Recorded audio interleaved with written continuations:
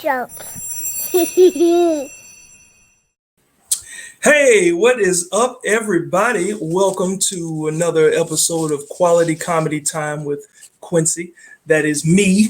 That is I. How's everybody doing out there in Virginia or wherever you'll be tuning in from? The one thing I want everybody to make sure that you do, we got a great guest. We got a lot of stuff. And just if you look right now, I want y'all to see, I got some new bells and whistles, okay?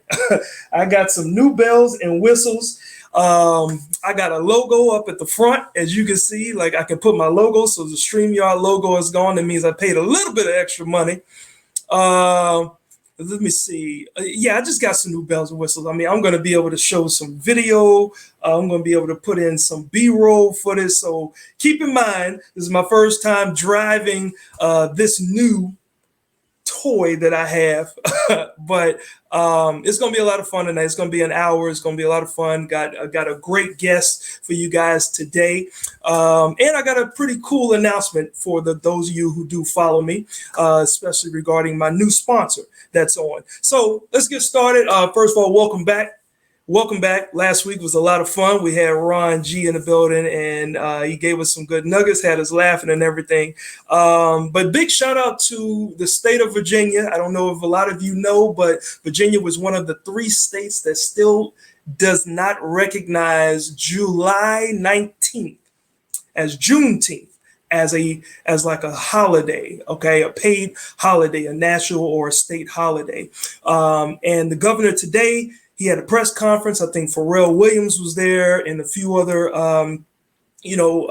supporters of the Black community that, speak up for the Black community. They were all there with the governor, and the governor has mandated that. So Juneteenth is this Friday, June 19th, which is Juneteenth. We know about that in Texas because if some of you don't know the history of Juneteenth, Juneteenth is the oldest nationally celebrated commemoration of the ending of slavery in the United States. See, dating back to 1865, it was on June 19th that the Union soldiers led by Major General Gordon Granger landed on Galveston, Texas coastline with the news that the war had ended and that enslaved people were now free. Now imagine you were a slave and you were still working after slaves were free, and then somebody come and say, "Hey, bro, you ain't got to do that, man. Go and put that down. You don't have to do that no more." They're like, "What?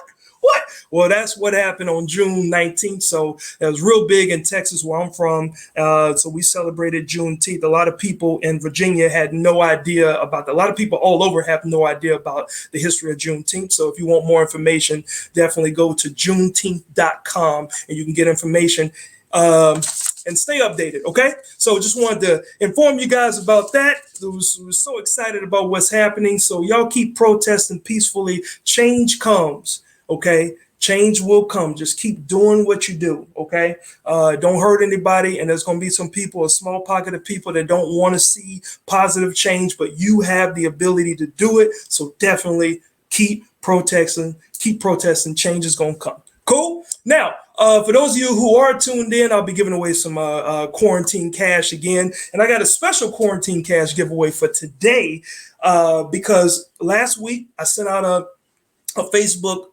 post, just an easy request, because I made a new partnership, which I'll speak on that very briefly. And it's time to expand this brand. I don't know when I'll be able to be in front of an audience live again. So this may be the platform. This may be my means of connecting with people versus being live. So I just ask people, look, all you have to do, and you guys can do it now, just go to my fan page, comedian Quincy Carr, and share it on your page and say, people, like this guy, like this page, because he's doing some big things and you need to go follow him. You need to go like his fan page. Okay. My regular profile page on Facebook is maxed out. So go please follow and like my fan page, comedian Quincy Carr. Okay. But I asked some people to do it. And I said, if you shared it on your page, then I would enter you in a raffle drawing for the biggest quarantine cash that I've ever had. These are all the people that followed instructions.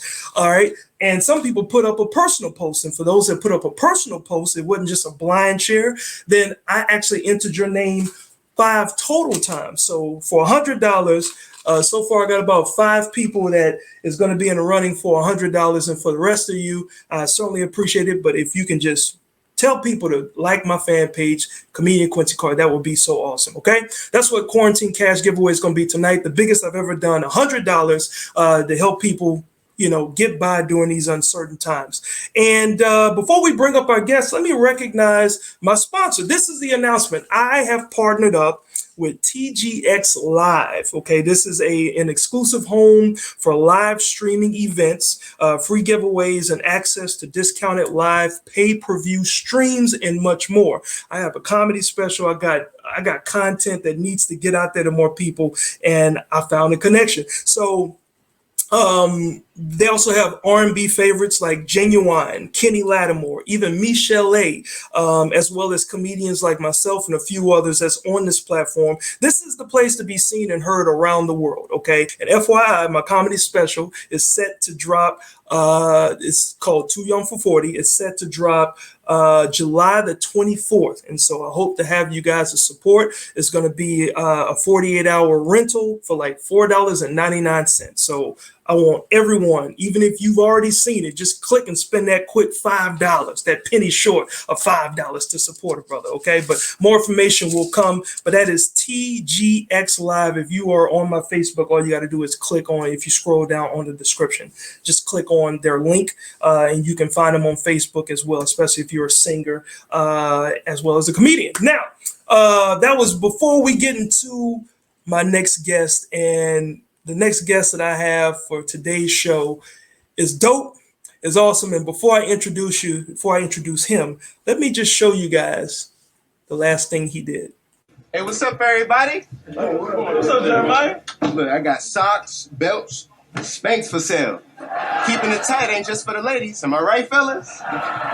All these socks for just $4? That's right. That's cheap. Where'd you get them? Whoa. Oh, are they stolen?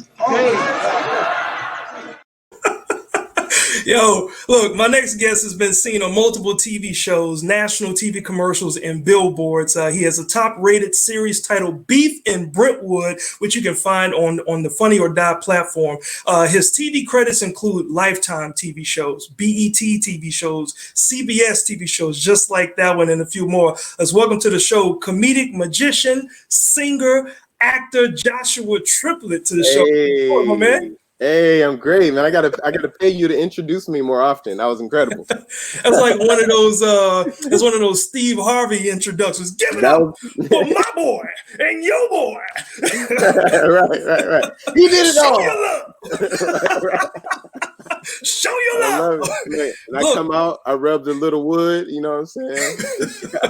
Hey, bro, I don't even know what that means, bro. You rub a little wood. Oh, hold on. Look, should I say pause after that? No, I'm talking about the Apollo, man. The Apollo. You know, Steve Harvey, he hosted the Apollo before. Yes, sir.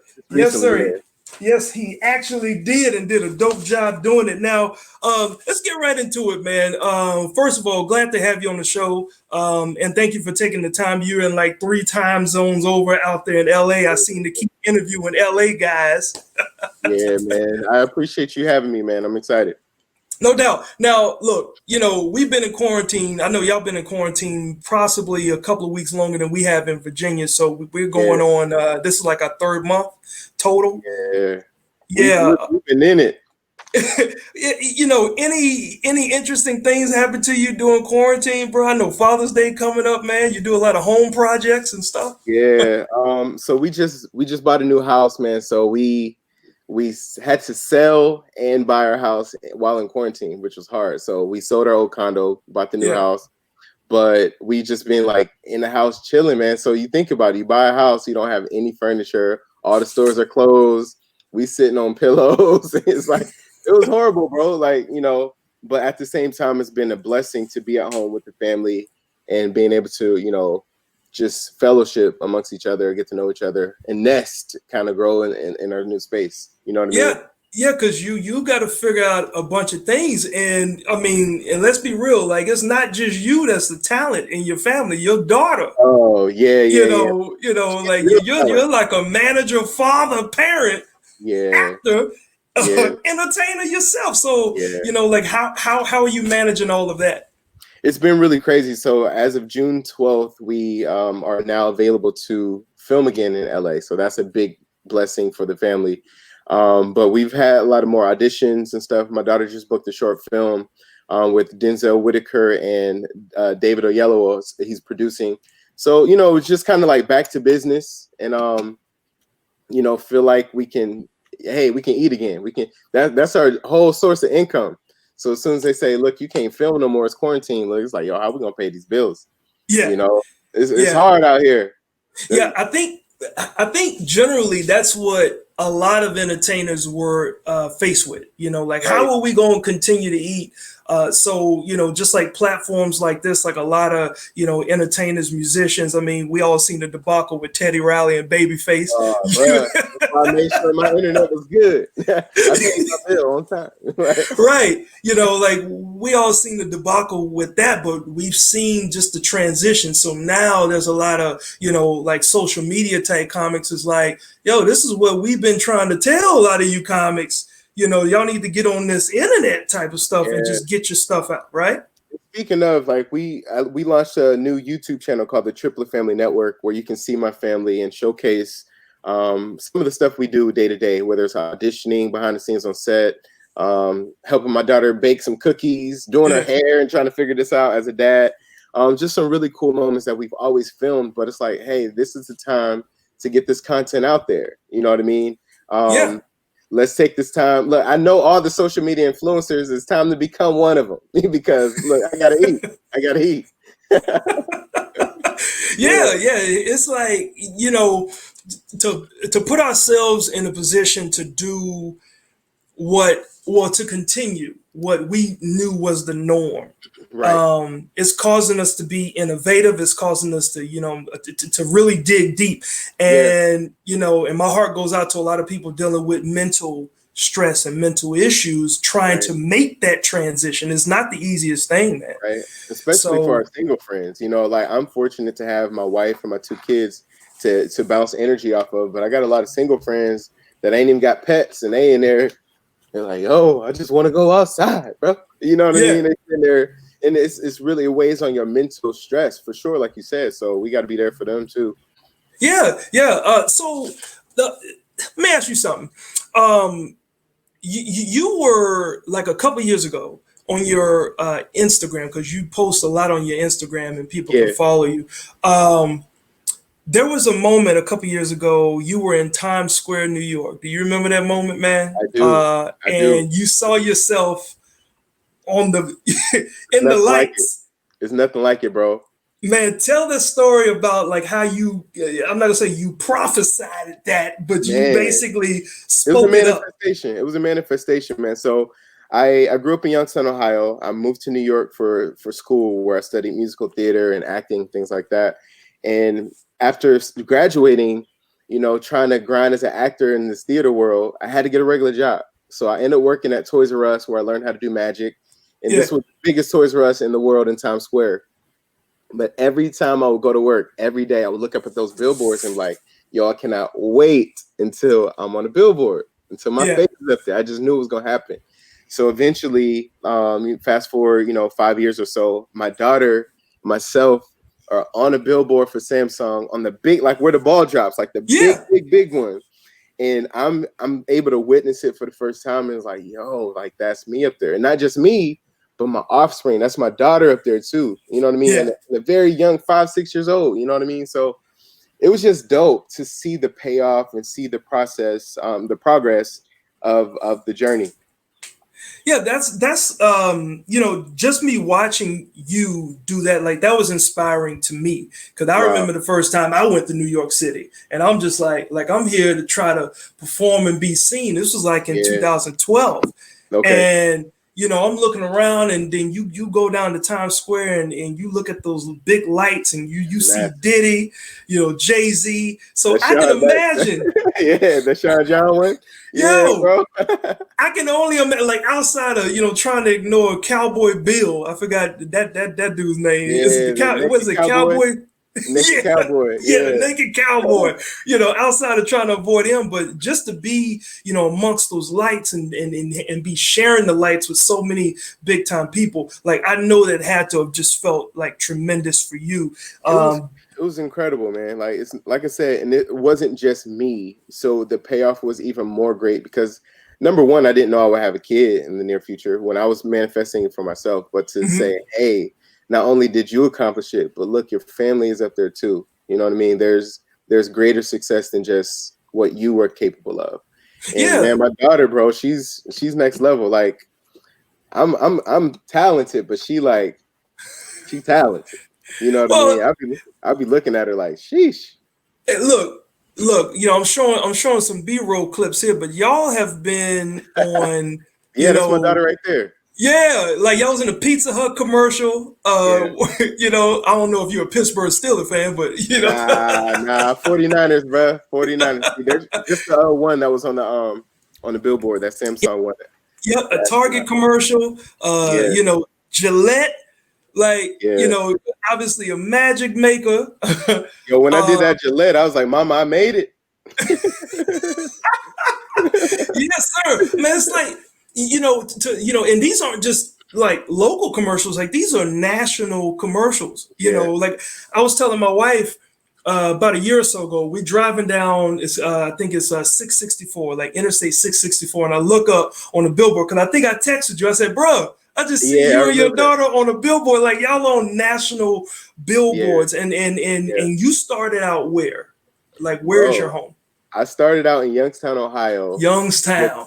With no opportunities, just a young dude trying to make it work. Like I always say, I'm really good friends with Jason Weaver, but it's funny because he was the one who had me interested in this.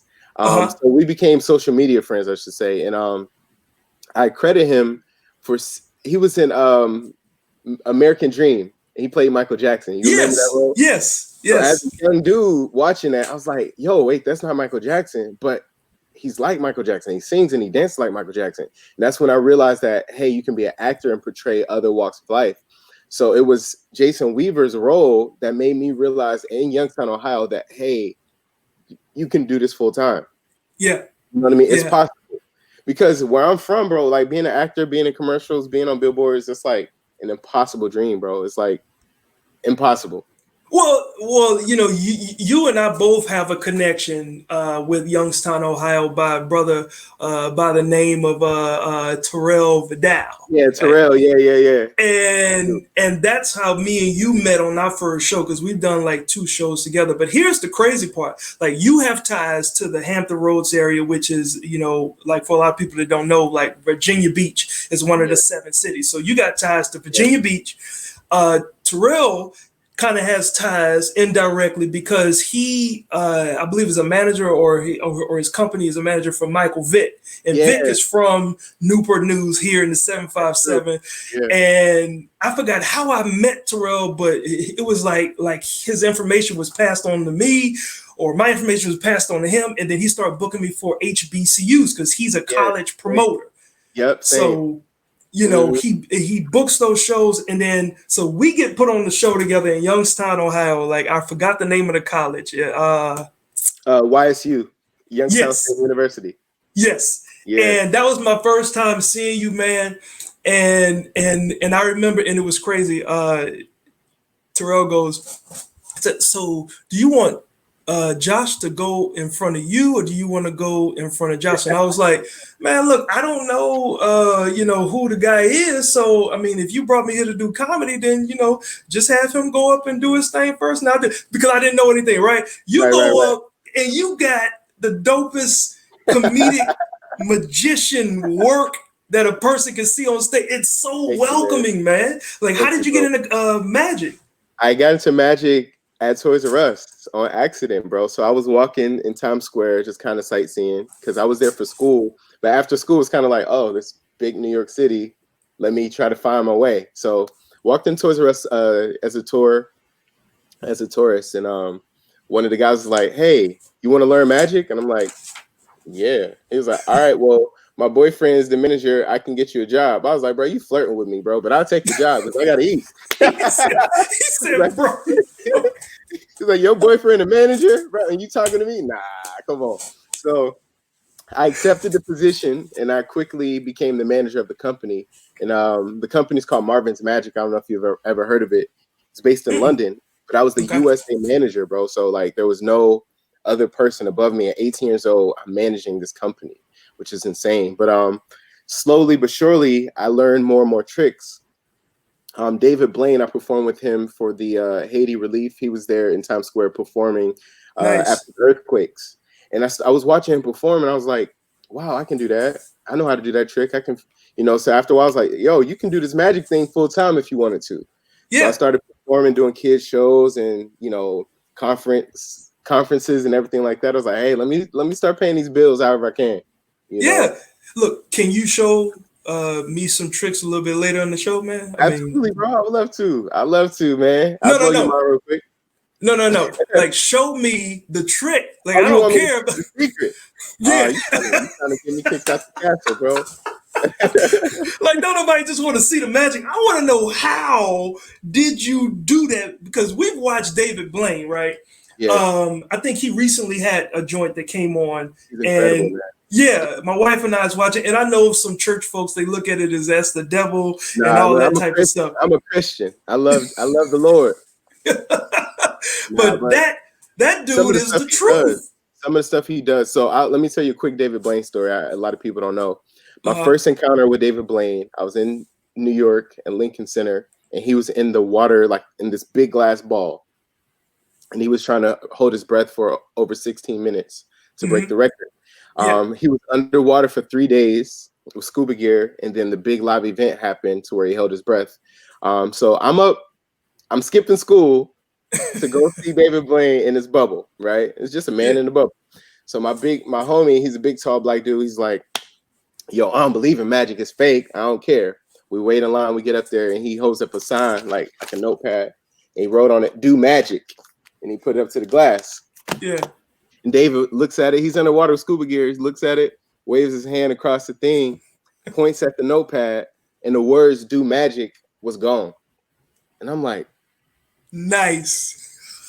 So, but that's not it. He started flipping through his pages, and all his notes for school is gone. So he flipping out because we skipping school. You know what I mean? We got to get back to class. All his notes is gone. So he freaking out, like, yo, what happened?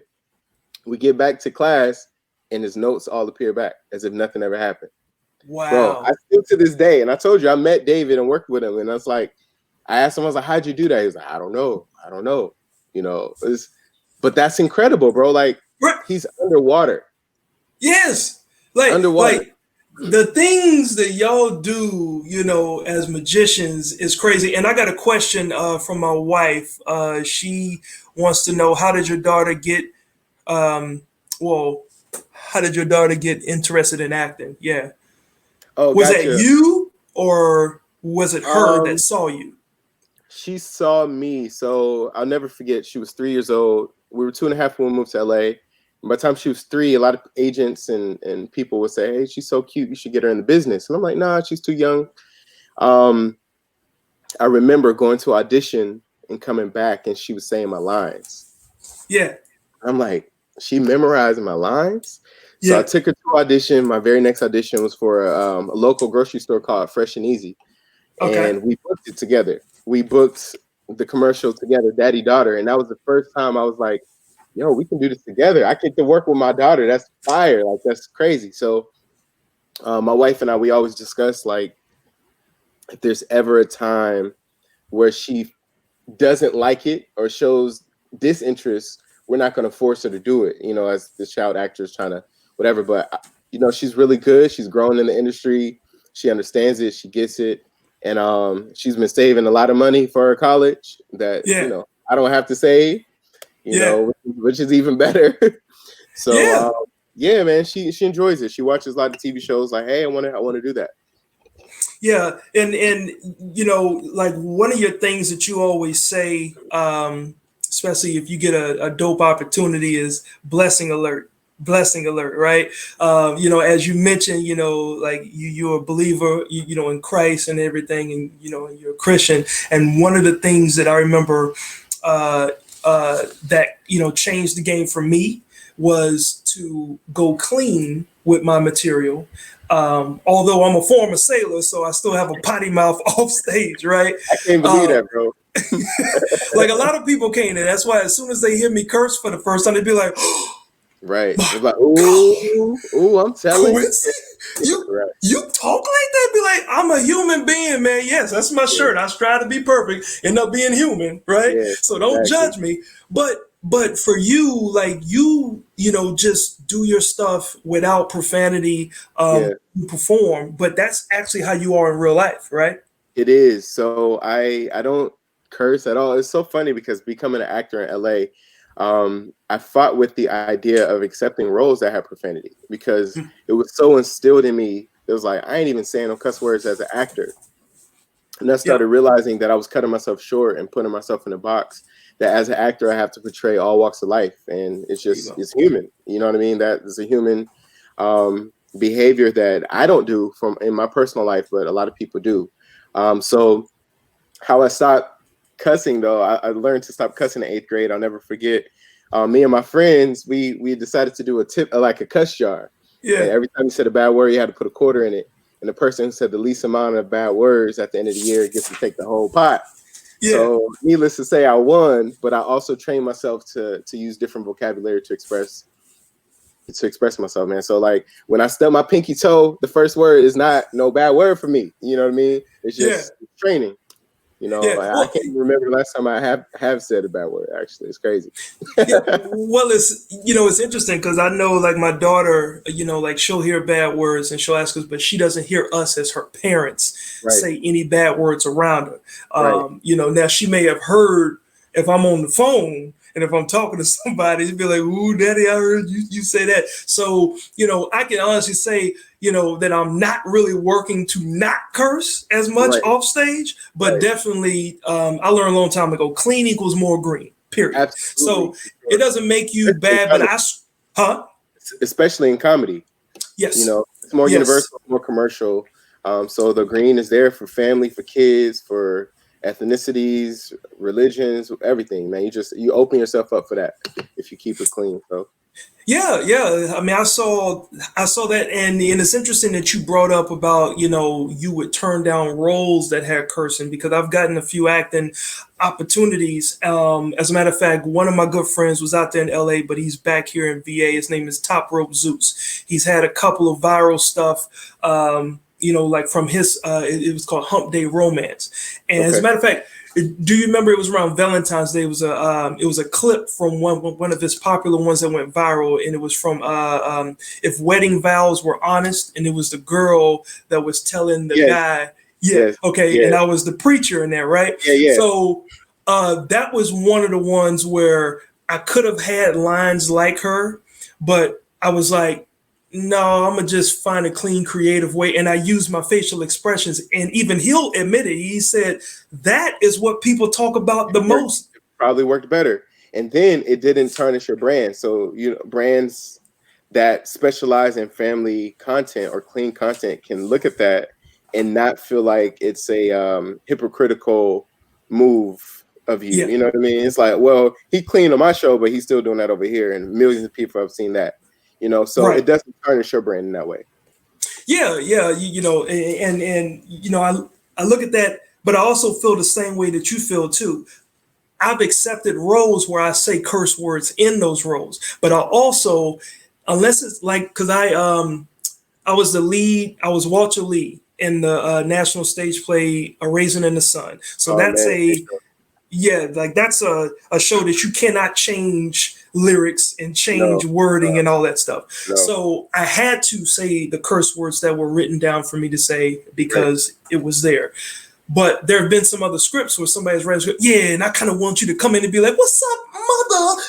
And I'm like, okay, do I have to say that? Like, I think I can find a cleaner or a more creative way to still make it funny. And once they trust me with it, then they actually come back and be like, you know what? It really wasn't that bad. Like, I appreciate you, you know. So, but I do have to find that line. It's like when do I stick to the script and when do I do what I feel more comfortable doing? I felt this though, and I realized this as after more years in the industry. It's just if it's not necessary within the scene, if it doesn't give off information or even show who the character is or where they're from, it's just pointless cuss words or pointless, you know, whatever. It's like there's other ways, and it looks like poor writing at that point. You know what I mean? Absolutely. So there are other ways, and a lot of times writers are okay with you doing some things, and sometimes they're like, "Nah, these are my words," like period. And I'm like, "Well, sorry, I have to," you know. But you know, luckily, I'm at the position as an actor where I can turn down roles and look at the quality. You know, your brand, the quality. You got to look at the quality of it and see, is this going to be beneficial to me in my career? This just popped in my head. Do you remember the second time we performed? I think it was in Alabama, Tuskegee. Okay, I do remember. Yeah, that's crazy, bro. So that was a different audience. Like that was an HBCU versus the Youngstown, Ohio one was a mixed crowd. Yeah, older kids and older adults. Yeah. Right. So we go to Tuskegee. And it's interesting because, you know, with predominantly Black audiences, especially younger audiences, they're so desensitized because that's all the content is nowadays, just anything that people want to say out there. So that's what young people expect. Right. And of course, you go out there, still didn't have to curse in front of them, and you did your thing, but you had magic to create that diversion, right? Absolutely. You remember how I had a slight struggle? Like, did you? I don't remember. Bro, I started out good the first, I think, 15 minutes of that performance. And then they wanted raw and they wanted me to, and I'm like, but Jay just gave y'all like but he ain't said bad word. I love it. Yeah, like you set such a great tone with that audience, and they were just amazed by the magic and of course, it's time for me to come out there. The first 15 minutes I was getting them. And then when I started getting into the material that I know works in the clubs, then I started to lose them. Not because I was out of touch with them being, teenagers, but they wanted their raw. Yeah.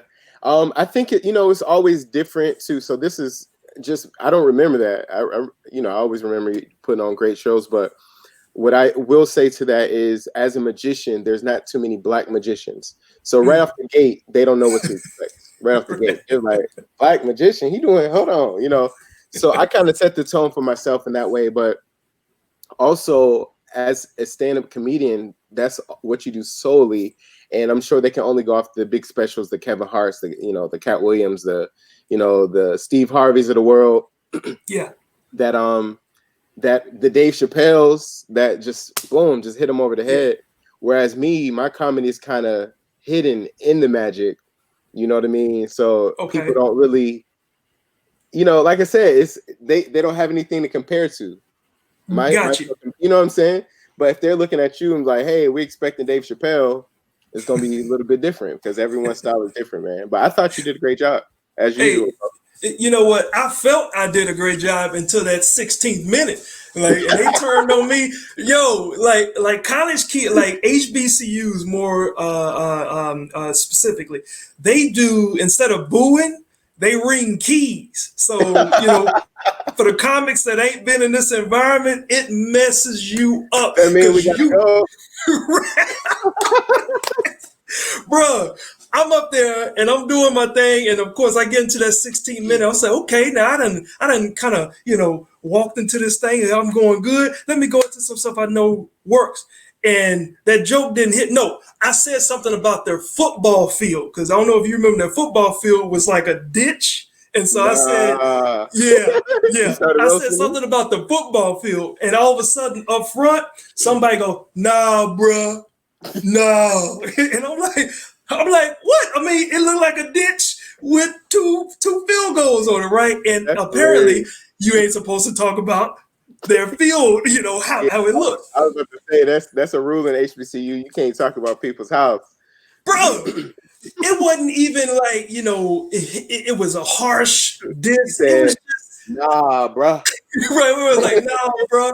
And I kid you not, Joshua, about a minute or so later, of course, I try to move on and get to another joke. I start hearing, tickling, tickling, and I'm like, was there a janitor in here? And then people laughed, and then the other ones laughed because they knew what that meant, but they were laughing at me. And then all of a sudden, because that, is there a janitor in here? Didn't go well. And then all of a sudden, so I'm like, I started getting keyed by the crowd, and I had no idea, but I started to like socially feel okay. I may be disconnecting with these. Look, let me hit y'all with this positive message. I strive to be perfect, but end up being human. And I even sold a few shirts and all that stuff. Then I get off stage, and that's what they told me. They said, no, the keys mean that, like that's another way to boo you. I'm like, oh, I didn't know. That's funny, man. I gotta listen idea. up for that next time I have a show there. I'm like, yo, I want to hear. I'm gonna start my show off. I don't want to hear no keys. We're just gonna start right now. No keys. Right. No keys. Put your keys in your pocket. Now, you have connection with a decent amount of known social media viral comics. One, and I know that you probably get this. You look like King Batch. Oh yeah, I get it all the time, man. I was going to say, somebody put a comment like that. It's crazy. I get it all the time. That's actually how I met him. So throwback to Vine. He was the king of Vine. I'm talking about 10 to 20 million followers on Vine. I'm new to Vine, and people will always say I look like King Batch. So I was like, this would be funny to do a little skit. It's like with people coming up to me like, yo, you that dude from Vine, and me accepting it like, yeah, that's me. You know what I mean? Taking the credit. So he saw that Vine, and he revined it. He reposted it. Yeah. And bro, my Vine went up like instantly. Wow. Like the king just revined me, bro. And people was laughing. So I moved to LA, and people were saying like, yo, you look like Andrew Bachelor. You look like Andrew Bachelor. So finally I meet this dude, and within his whole camp of social media, friends and stuff like that, they call me Batch 2.0. There's like, you the Batch who got plastic surgery. And I'm like, yo, y'all roasting this dude. Y'all roasting back with my name. But like, we just became good friends and stuff like that. And it's I get credit for his movies, and he gets credit for my commercials. And we just like, hey, makes it look like we working even harder. Yeah, well, as people can see here, I mean, you can morph into multiple different looking characters. Yeah, bro, I wish I had them abs. I lost them abs in quarantine. I think a lot of people lost a lot of stuff. As a matter of fact, because we got about 22 more minutes left in the entire show. Let me plug my sponsors real quick once again, and we can get a little hot and heavy with some more stuff that you got going on. How about that? That's good. All right. We'll be right back with you. Look, so I want to plug my sponsor once again. Hold up, let me drop myself off. I told you I'm working on this stuff. All right. But this is the G Experience. Okay. The TGX. This is a live streaming platform. I'm sorry. It's a live streaming platform. And I want everybody to know that it's for musicians, it's for comedians. And I just made a connection where my comedy special is going to be airing with the TGX, or TGX, I'm sorry. So you guys can stay tuned to that. You can follow them. Their information is in my, it's in my description. So sorry, again, it's like I said, I got some new bells and whistles, so I'm still playing around with stuff, folks. And we got a lot more to continue on with Joshua Triplett. Don't cut the man's name short. Hey, don't cut the man's name. Joshua Triplett. And if you guys just understand, Joshua has his Cash App there up on the screen. All of us are trying to do what we can do to survive. I'm selling T-shirts. Joshua has music coming out. I mentioned like you're a magician. Hopefully you still get a chance to show me a magic trick. But you're an actor. You're a comedic magician. But you're a singer, bro. Yeah. Like not just like you put out albums. Like I got your last joint, man. Did you like it, bro? Man, yes, it had that one song. You ain't got to get drunk. Oh yeah, You just gonna saying. listen what difference? Hey, you know the word. Yo, Okay. that song was fire, people. So y'all can look Joshua up on iTunes. But talk about your new stuff, bro. Yeah, man. So I just released a new song called "Grow." It is the first one of 16. I'm releasing an album, but instead of releasing an album, I'm going to release each song at a time because I'm doing something different. I'm just gonna say it on here for the first time ever. It's going to be a musical web series, and pretty much is going to tell a true narrative of my story. Okay.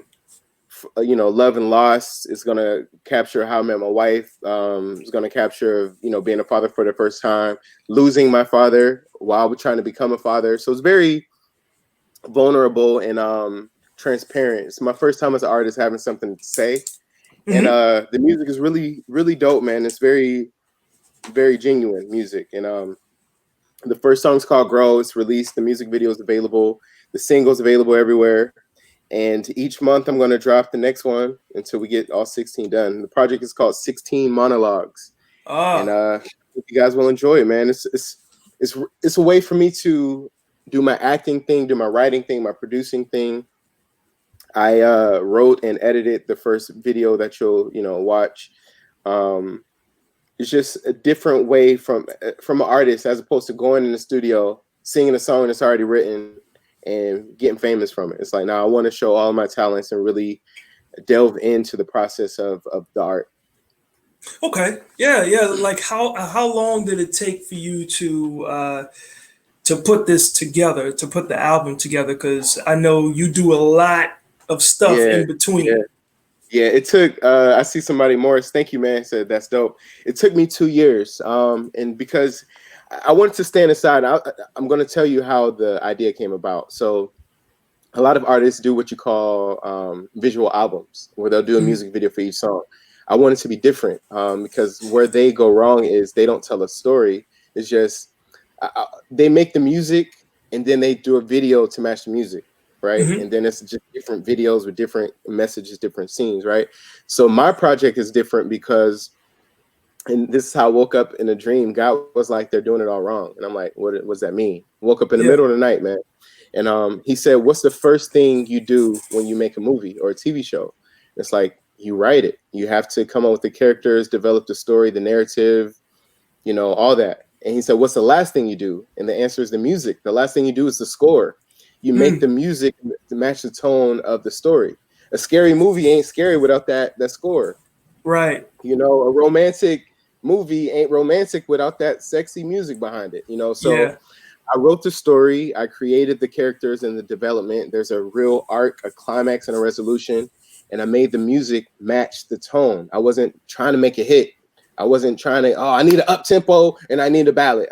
I just went in like, how do I effectively tell this story and have the audience respond to it? You know what I mean? So that's what the project is, man. And it's 2 years in the making. I spent 2 years doing all the music, ran into some hiccups. Half of the project is already filmed and edited and ready to go. Okay. And the second one is the first one is me breaking up with a 3-year relationship while in New York. We kind of mutually grew apart. And it's an adult thing to do, to say, hey, we love each other, but we're not right for each other, and we'll be better away from each other. It's a grown-up thing to do. And after 3 years... Hold on, tell me for a second, bro. I thought you was about to cry, because as you were talking, I saw you wipe the... I saw you get like this, you about to... Okay, bro, okay. I ain't that sensitive. It does get deep. The project does get deep, man. I do have some moments to where it's like that, but right now I'm good. It's behind me. Right now I'm good. But yeah, man, it's just like just coming to terms in a relationship to where if we stay together, we're being comfortable, and it can do more damage for our relationship if we stay together as opposed to the fact we grow apart. So that's the first song. The second one is me meeting my wife and that true experience in Times Square of how we met. And it kind of goes from there, man. And it's a fire project, bro. I'm super proud of it. Proud. Man, look, that's gonna be another good one for me to get. Like, I'm a fan of putting a lot of local or non, like you don't have a big push behind you from a major, distributor. So I keep a lot of stuff in my catalog on my phone, in my iTunes. Yeah. Of stuff that people don't know, because I'll be driving and I got a very diverse group of songs in my joint, and somebody will hear yours or somebody else, be like, man, who is that? Be like, yo, it's my man Joshua Triplett, man. Well, who is he? And of course I gotta explain, and then of course they kind of bounce to the music, be like, yo, okay, the dude makes nice music. So I'm always a fan, of making sure that I support in that way. And yeah, no doubt, man. And just regarding what you go through with your music project, let's transition right quick to the temperature of the country, because I know that inspires writing for music, that inspires our jokes for comedy, that inspires acting. But like, what is your thoughts about us still not yet overcoming in America? Like, I know it's a tough subject, but like, what are your thoughts? As a Black person in America right now, it's bittersweet. It's sweet because you see all these countries coming together with the same common cause, finally getting it, finally understanding. Some of it is because it's trendy. Some people are posting because it's trendy, and you can tell. Some people are out there protesting because it's cool, and not necessarily because they understand the movement. But one thing I did notice is the bitter part. And it's the fact that we have so much to do. We got so much, bro. Put in perspective, my nana and granddaddy are 93 and 94 years old. Yes. And they turn on the TV and they still see what they were doing when they were babies. And that's their reality. Parents were doing. Yeah. Still. And that's bitter, bro. And having a daughter, she's 9 years old, and having to explain to her what's going on. And she's biracial too. That's she's, right. She's Puerto Rican and Black. So the disconnect of, Puerto Ricans or Dominicans, they are actually considered as in the brown community, but that struggle of not being accepted because you're not Black. But it's like, no, I'm still part of brown, and I'm going to get lynched the same way you get lynched. If the KKK is coming and they see all of us, we all get hung. Yeah. You know what I mean? Yeah. And it's just the reality of coming together as a community and just saying enough is enough. But I do want to further say that I think that this is the time for change, and I see positive things happening. It's the first time that our generation, or anyone under 50 for that matter, has had to fight for this and has come up. We have social media now. We have video footage to show the injustice. We have just a way to see it and show it in a different way. But it is exhausting explaining it to your non-white, to your non-Black allies, or even people. It's like, how do you? When I went out to protest, my sign said, "Ignorance in the information age is a choice." There's no excuse for you to still be ignorant, to the Black history or the Black experience in 2020. Facts. Like, real talk. And if I have to waste my energy explaining it to all of my white friends, I'm tired, guys. Like, come on. Yeah. Do your own research. Figure it out. I don't expect you to know the history because they ain't even teach us. Like, bro, we had Black History Month once a year, and they taught us about Martin Luther King and Rosa Parks, and that's it. Like, who else? Was there anyone else that you learned about? You know what I mean? Like, hold on, do you know how many people, including Black folks, don't know about Black All Street? Don't know the tragedy in that. And it's so many of those, bro. And it's it's some stuff that I just learned throughout this experience for the first time that opened up my eyes. And it's like, whoa, that happened. Like, I watched LA 92. In 92, I was born in 87. So in 92, I wasn't worried about no injustices or politics. And just seeing that Rodney King story being told as an adult just puts you in a perspective like, yo, we're really reliving this history again. It's repeating itself. Yeah. And then it starts to put you in the mind. It's like, yo, when you were little, what was your experience with the cops? What was your experiences that you didn't realize was a injustice or, side-handed racism or bruh, and it was so much. Here I am at 33 years old thinking like, yo, I didn't face racism until X amount of time. It's like, no, I was impacted by racism, by the housing, by the low education, by the poor schools, by the, by the food. All we had was McDonald's and like fast food, and you start realizing that businesses were redlining even then. Like all our business was moving to suburbs. It goes so much deeper, bro. Like but I think we can change it, man. I really do. We got to keep our foot on the gas. And, we have to. This ain't no 1 year, 2 year thing. I was at a protest and he was like, "How long is your fight?" And you know what I mean? He was like, "Martin Luther King did this for 15 years." Yeah. You know what I mean? You start thinking, it's like, whoa, 15 years. It ain't just happened overnight. We gotta change this. The inception of this country, the laws, the Constitution was founded on what we're trying to fight. Absolutely. Yeah, and it's hard to change that because, or it's hard to not change it. It's hard to be consistent with change because to the Black community, and I can say this because I've seen it. Like our kryptonite is a certain amount of financial gain. As soon as we have access to that, we can become the weakest link in the chain that we're trying to hold together. All somebody with power has to do is say, "Hey, look, I need you to do." And it's called a sellout. Right. That's what we call a sellout, bro. Right. And that's why Kaepernick's move was so big. He was willing to lose the endorsements, willing to lose his job for the overall picture. Yeah. And there's not enough athletes, entertainers, people in power in our Black community that was doing that prior. Right. You know what I mean? They were all scared. Like you just saw, I'm sure you saw Last Dance with Michael Jordan. Yeah. And he got a lot of flack for not standing up for those injustices during the time. His brand and his brand deals were more important.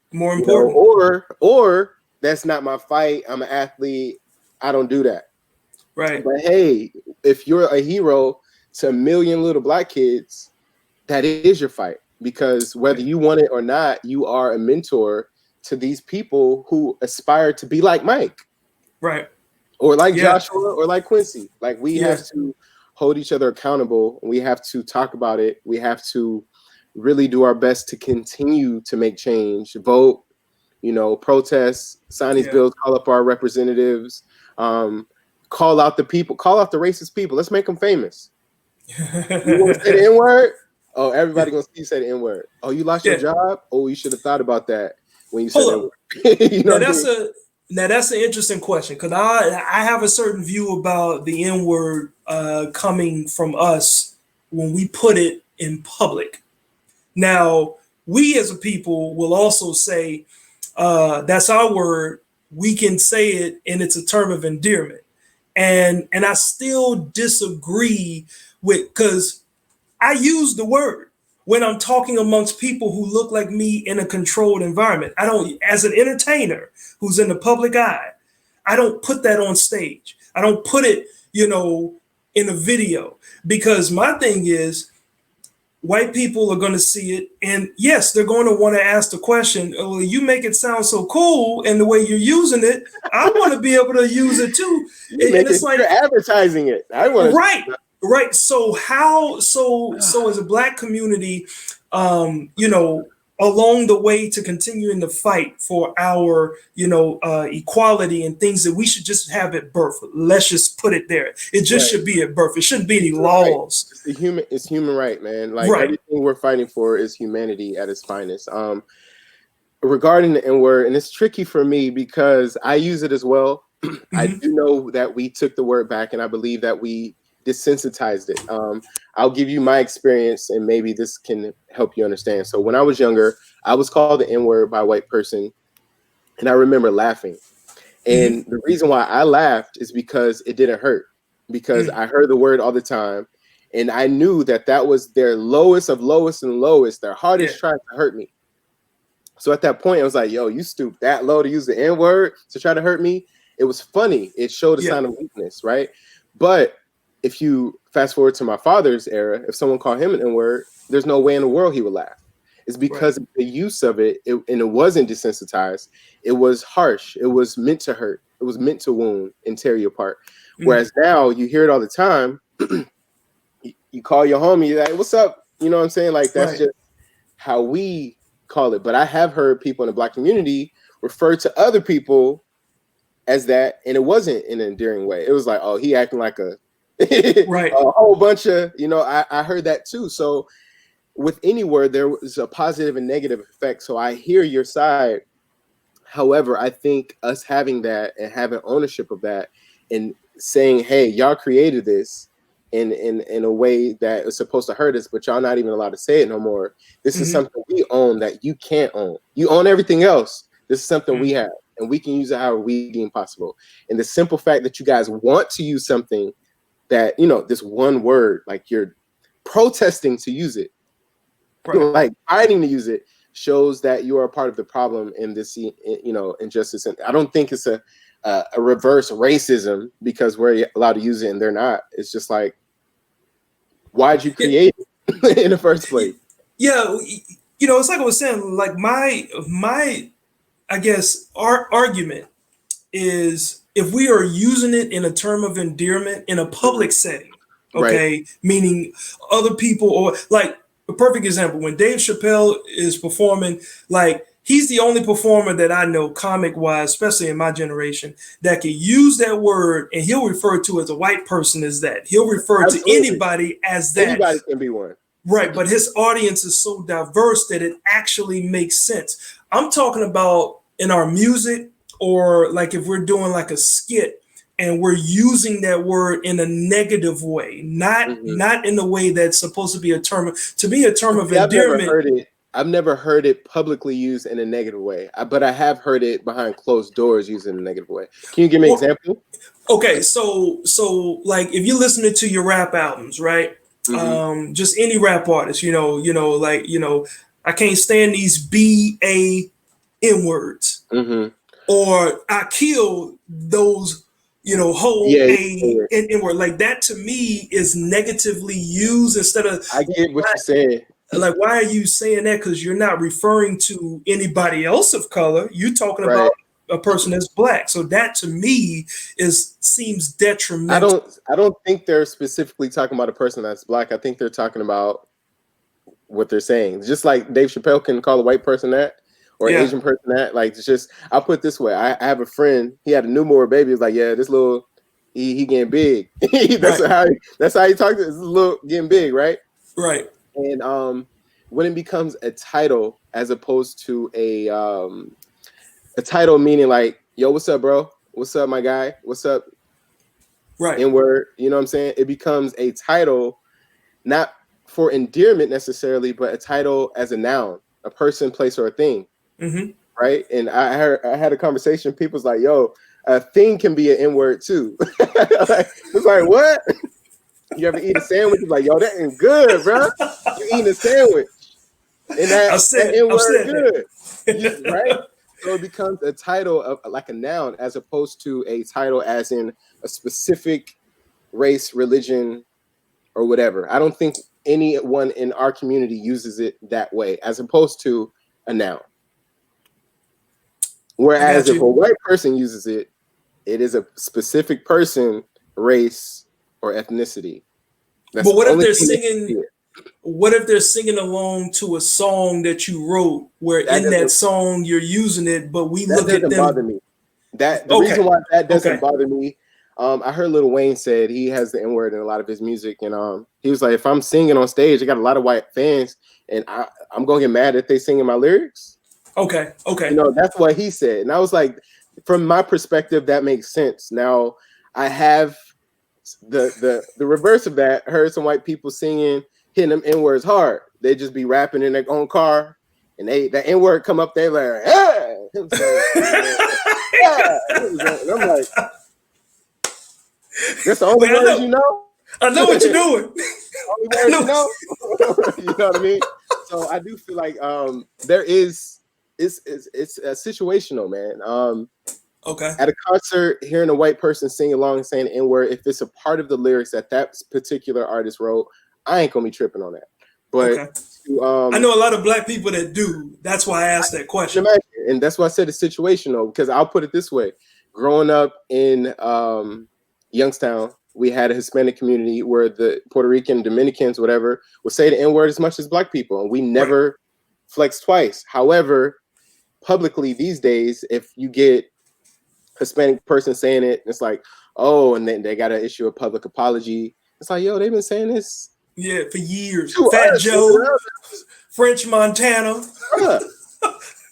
DJ Khaled. Oh, come on, DJ Khaled. They get a pass, but you know what I'm saying. So if you go to like the Bronx or Queens or Staten Island or any of these other Brooklyn, people saying it, bro, they say it more than we say it. It's a part of the vocabulary as a noun, and we have to be specific of how they're not saying it with that specific ethnicity and negative connotation involved. So it's hard, but to me, I was like, white people just don't get a pass anyway, because once again, you associate that word to what it was, regardless.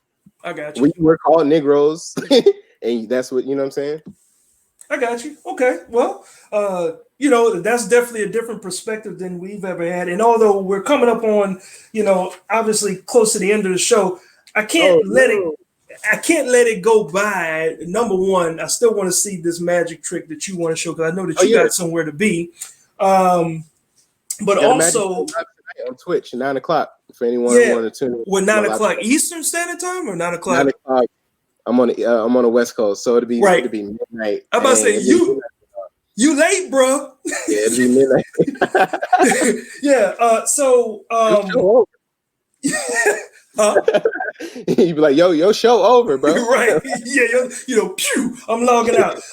But you know what? Let's just extend it a little bit, because I want to talk about a couple of your film projects. Number one, you've got a huge series that was sold to Will Ferrell, to Will Ferrell's digital network, on Funny or Die, I believe. And you're executive producer, you're the writer, director, the lead actor.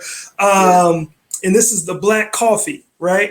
Yeah. So you've got Black Coffee, you've got Beef in Brentwood. Talk about those projects as well as your other TV show opportunities. For sure. So Black Coffee stemmed from the creator's name is George Corey. Shout out to George Corey. He cast me as a lead role in this before it had legs. He was like, hey, I have this idea. When the catch was in me, you're great for it. We filmed it. He put up the money himself and we shot it. And we did 3 years of film festivals. We won over 60 awards at these film festivals. I won Best Actor in one of them, and Best Pilot and Best Web Series. And then eventually he was like, you know what? You really added a lot of life to this. I want to make you a producer. When he did that, I was like, yo, I'm a producer. I'm about to sell this show. He's like, okay, sell it. Let's go.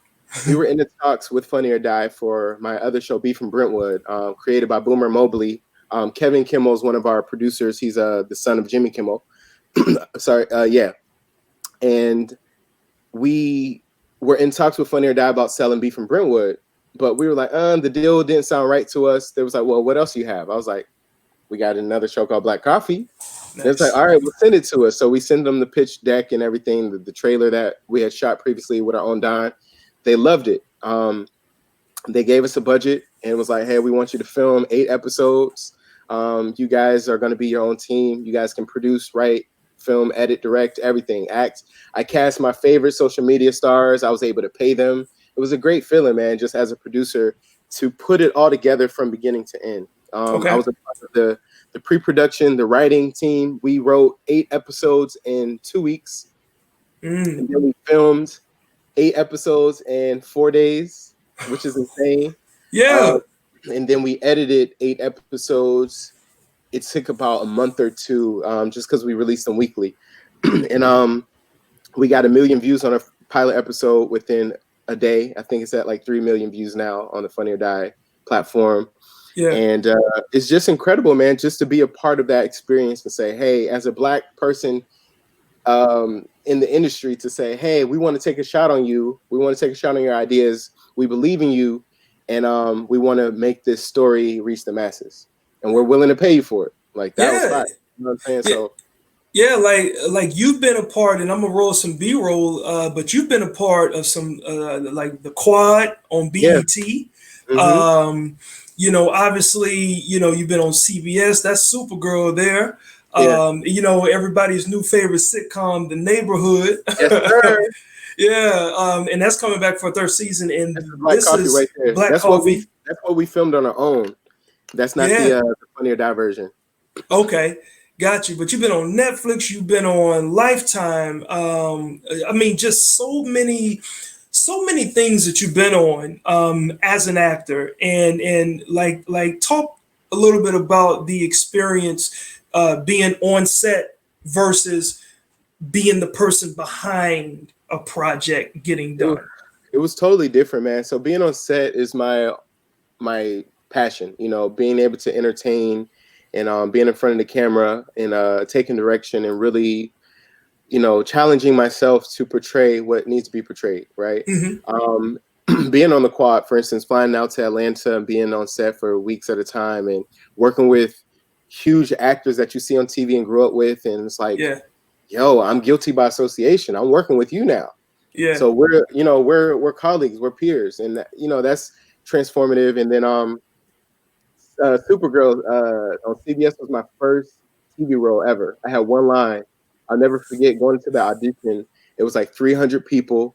They were seeing women, men, old people, young people. They did not know who they were going to cast. oh I went in wow, there, I did my best, and I booked it. And it's like, yo, like to me, that was the ultimate.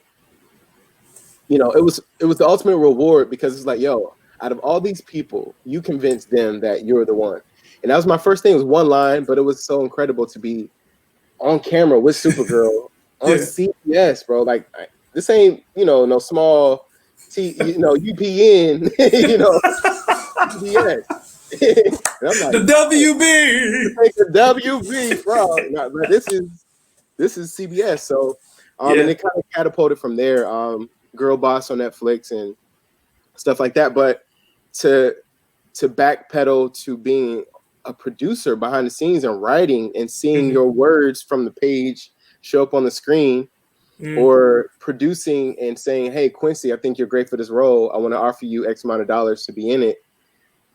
Now, on a business level of offering opportunity, Mhm. employing your peers, controlling the narrative for the Black Yeah. experience, Yeah.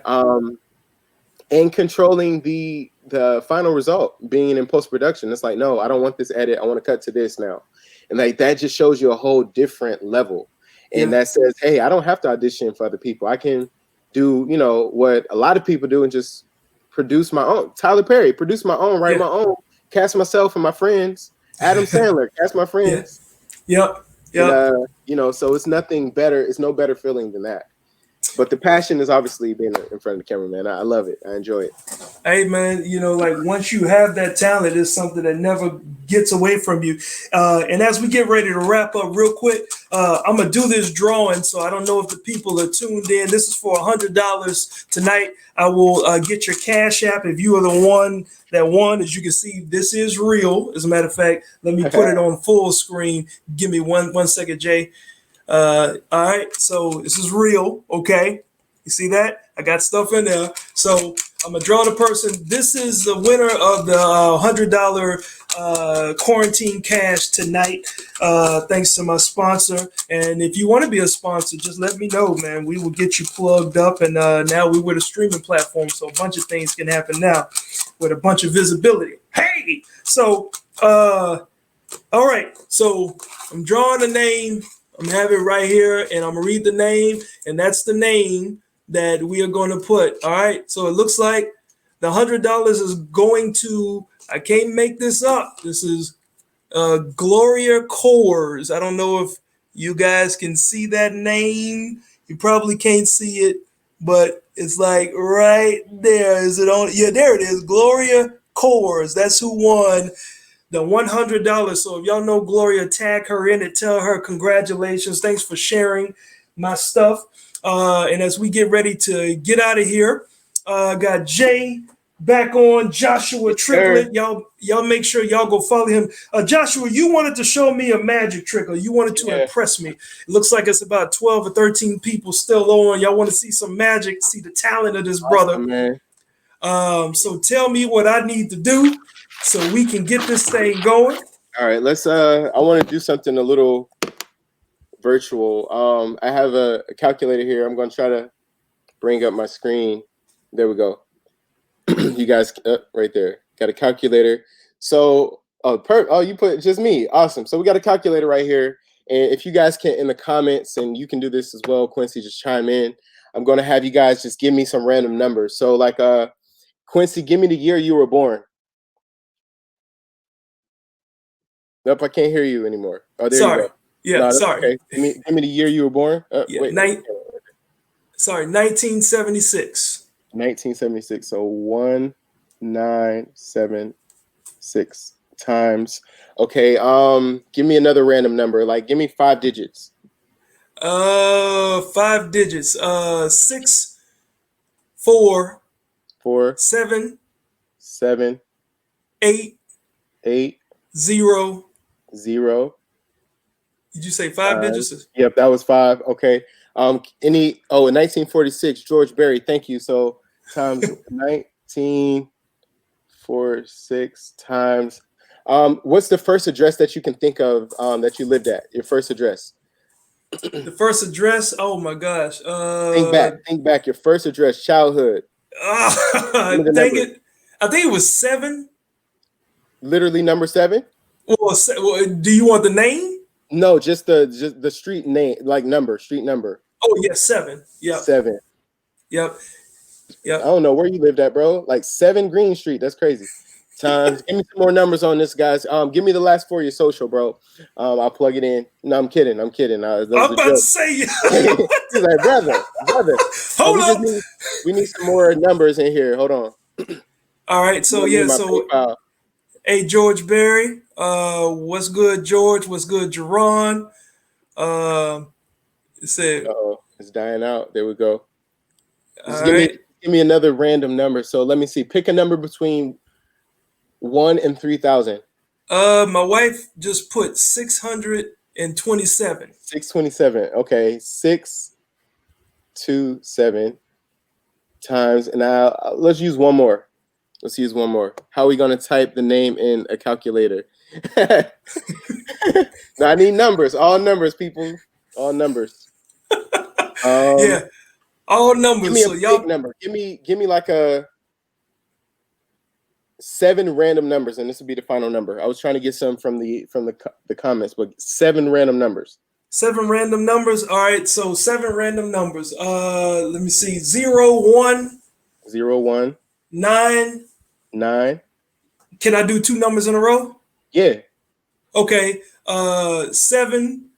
7. 7. 7. 7. Give me 2 more numbers. 2 more. Yeah. There's a 5 and a 3. I see George. I see Sabrina 712. Let's add 712 times 613 times 50. Hold on. What kind of new math is this? It's that new math. 2, 3, 4, 5, 6, 7. Yeah. Right, equals. There we go. All right. 6.46521E9. So were you good at math growing up? No. So do you know what the E stands for? I'm gonna say equal, and I'm gonna get laughed at. Nah, it's not equals, bro. So this normally when you have a letter like an E or something, it symbolizes that the numbers are too long to show. So it just shows that it's like an exponent by the whatever power, right?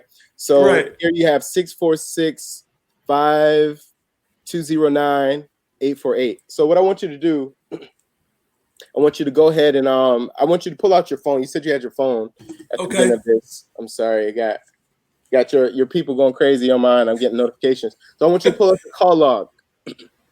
And all these numbers were totally random. Okay. I'm pulling up my call log. Okay. Okay. I'm trying to keep this in frame so people don't think I'm changing anything. All right, you got it. And pull up the numbers. I want you to dial these numbers. It's 1, 2, 3, 4, 5, 6, 7, 8, 9. There's 10 numbers, so it should actually call in. You guys are awesome. Hold up. Exponentially. There you go. Oh, well, Gloria is a teacher, and congratulations, Gloria, for the $100 that you won tonight. She won? Yeah, exponentially. The teacher had to get it right. Okay. Eternity. I love it. All right, so dial this number. It's 64. Go ahead and dial this number. 64. I promise you, if I call somebody, it's gonna be over. And I'll talk. You put it on speaker, and I'll talk. 64 65 65 209 848 848. Yeah. So go ahead, put on speaker. Okay. I'll call.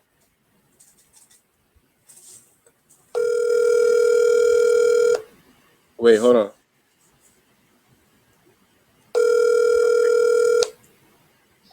Hello? Yeah. Bro. Is this your number? Yeah, it's my number. You just called me, bro. Hold on. So, hold on. I don't know if Gloria can explain this. So all your numbers that you just put together, multiplied by each other, created a mathematical equation that called my telephone number. Get the hell out of here, man. And you guys can use that number to cash at me if you guys enjoy that trick.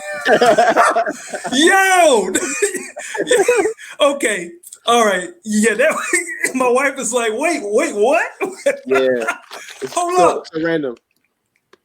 I got another one for you guys right here. So, are you kidding me? What did you enjoy that one? Yeah, I don't know. I don't do the math. I'm not a math wizard at all. Look, we just gave you all those numbers. Yeah. And it equaled that, and it called you. Yeah. And it was random numbers. Yeah, I mean, somebody said what 2, 3, 4, 5, 6, 7. Yeah. Sabrina Carr 712. Your wife. You know, it's just random numbers, man. Hey, y'all need to cash app this, brother. As a matter of fact, I need to put his cash app back up because that was good. You know, like Roxanne is like, no way. Gloria said probability. Yo, yeah, y'all need to cash app him because this, and yes, and y'all need to hire him because that was amazing. I wasn't even expecting that. Like, I was still lost when I called you. I'm like, why am I calling? He was like, hello. He's like, where the trick at, bro? Okay, all right. Yeah, one more before you go. So, okay.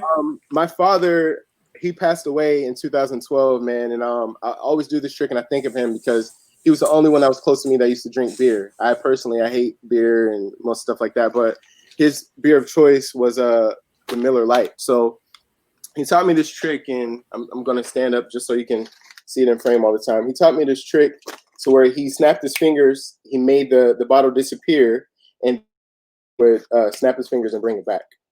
And I'm like, Dad, it's not a trick, right? So he was like, no, I'll show you that it's here. I'll snap my fingers, I'll make it disappear, and I'll snap my fingers and I'll bring it back. So that was my dad. But I was like, Dad, that's not magic. And he was like, what? I mean, is it something I did, you know?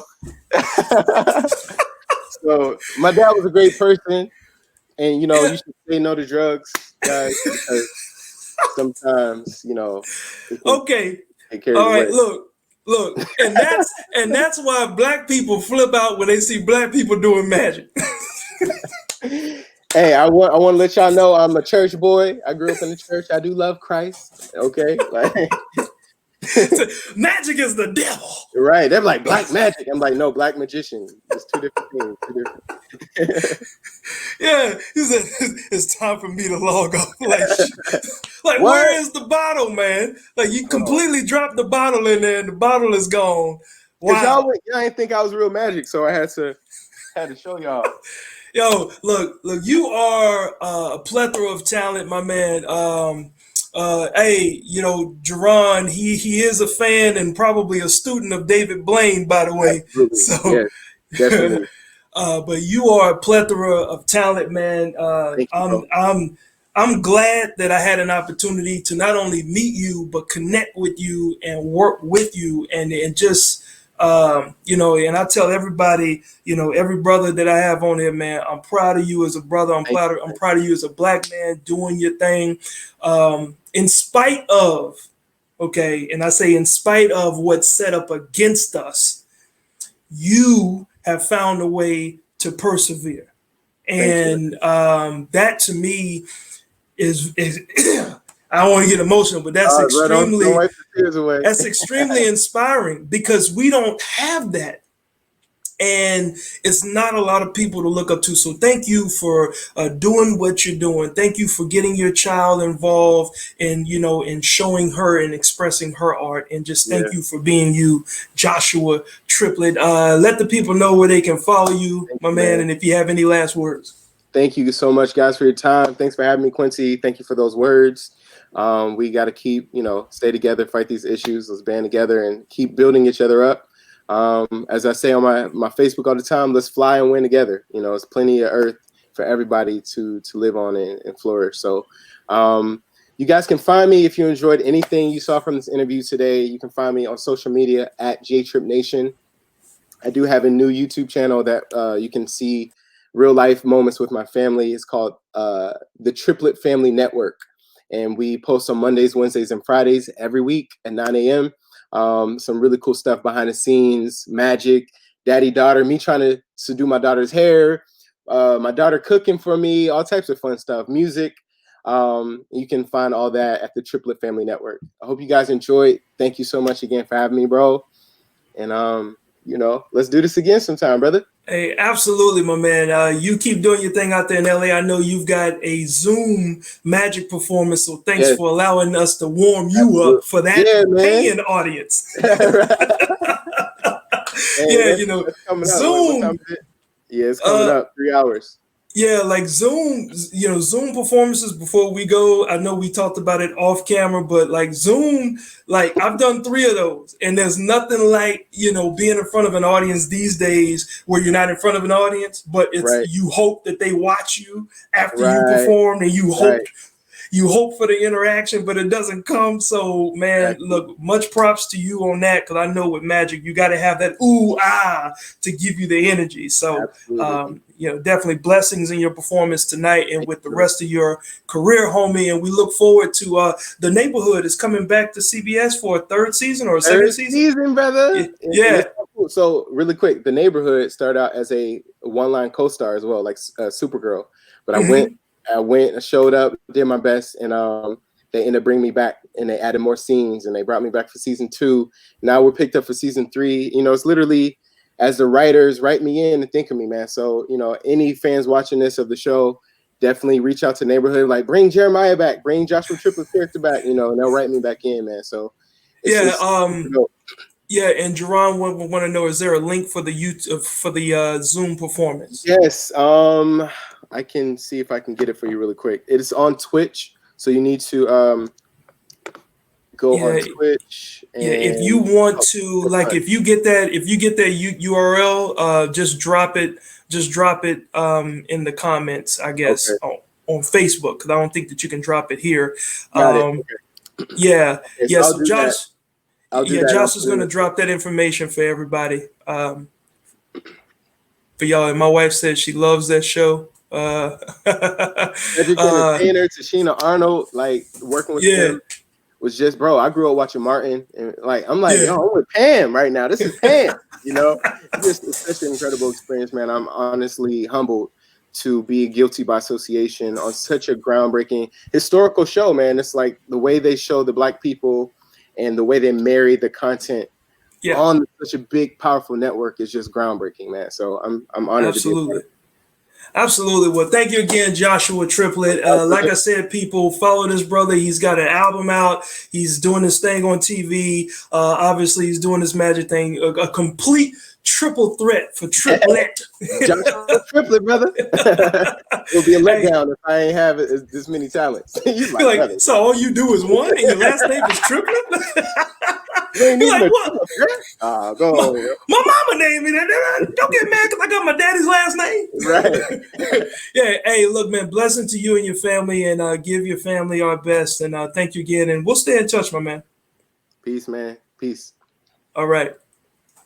Ladies and gentlemen, thank y'all so much for tuning in. A lot of fun. And just so y'all know, if you missed it in the beginning, I'll play a quick little clip of Joshua's one of his scenes on that TV show that he was just talking about with Cedric the Entertainer. Hey, what's up, everybody? What's up, Jeremiah? Look, I got socks, belts, Spanx for sale. Keeping it tight ain't just for the ladies. Am I right, fellas? All these socks for just $4? That's right. That's cheap. Where'd you get them? Whoa. Oh, are they stolen? That thing gives me every time, and this brother's talented. What a pleasure to have him on the show today. And I still got a couple of more. There's 2 more shows left in this month of June, and I got some more good interviews lined up. So I appreciate all y'all for staying tuned, for coming in each week, even if you go in and come out and come back. And this time we went a little bit over, but for good reasons. This brother did he did 2 magic tricks that set things on fire. So we've never had that on this show. So each week we just want to keep growing, just want to keep expanding. And now again, I'm on a streaming platform, TGX Live. Okay, if you guys want to look that up, TGX Live. And I got my comedy special is going to drop on there. It's going to be a pay-per-view type of deal. So I'm getting an opportunity to expand as I'm getting prepared for another comedy special when the outside does open back up. But right now, the material I got is what you guys are going to get, plus this each and every week. So thank y'all again. If you're interested in my t-shirts, hold up. I got give me 1 second. My phone, my joint is going to try to start restarting on me because I set up an update time for my computer. So anywho, these shirts right here, I strive to be perfect, but end up being human. If you guys are interested in that, you get a shirt. I'll throw in a free wristband that has the same message. You can't wear the shirt every day, but you can darn sure wear this every day. Just spread the positive message, letting people know that, hey, we all make mistakes. So thank you to everybody who's tuned in. And yeah, so I certainly appreciate it. This has been another episode of Quality Comedy Time with me, Quincy Carr, and I appreciate y'all, and I'm out.